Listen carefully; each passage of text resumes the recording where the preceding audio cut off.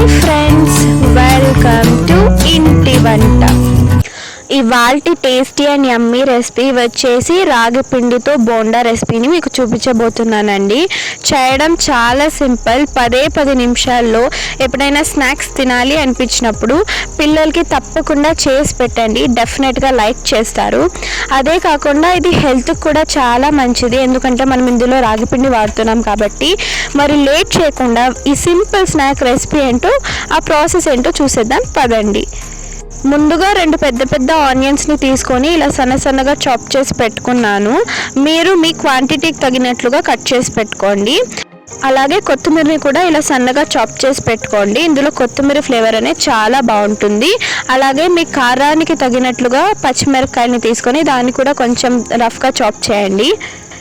అలాగే కరివేపాకును కూడా ఇలా సన్నగా చాప్ చేసి పెట్టుకున్నానండి. ఇలా చేయడం వల్ల ఫ్లేవర్ చాలా బాగుంటుంది. అంతేకాదండి, మనకి మధ్యలో తగిలినా సరే చాలా బాగుంటుంది. సో ఇవన్నీ ఇలా కట్ చేసుకుని ఒక బౌల్లోకి ట్రాన్స్ఫర్ చేసేసుకోండి దీన్ని. ఇప్పుడు ఇందులోకి రుచికి సరిపడా ఉప్పుని తీసుకోండి. అలాగే నేను ఇక్కడ 2-3 పెద్ద కప్పులంత రాగి పిండిని తీసుకుంటున్నాను. మీరు మీ క్వాంటిటీని బట్టి తీసుకోండి. మీకు మీ ఫ్యామిలీ మెంబర్స్కి సరిపోయేలా తీసుకోండి. ఇప్పుడు ఇందులోకి వాటర్ వేసి బాగా మిక్స్ చేసుకోండి.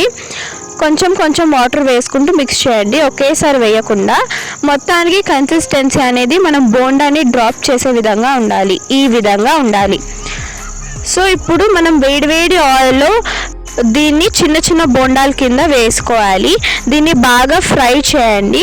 మనకి రాగిపిండి నల్లగా ఉండడం వల్ల ఫ్రై అయిందో లేదో తెలియదు, కాబట్టి బబుల్స్ తగ్గేంత వరకు ఫ్రై చేసుకుంటే సరిపోతుంది.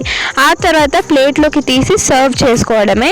అంతే అండి, 10 నిమిషాల్లో యమ్మీ అండ్ టేస్టీ బోండా అనేది మీకు రెడీ అయిపోతుంది. అంతేకాదండి, రాగిపిండితో చేయడం వల్ల చాలా హెల్త్ బెనిఫిట్స్ కూడా ఉంటాయి. మీరు కూడా డెఫినెట్గా ట్రై చేసి ఎలా ఉందో నాకు కామెంట్ సెక్షన్లో చెప్పండి. Thank you for watching.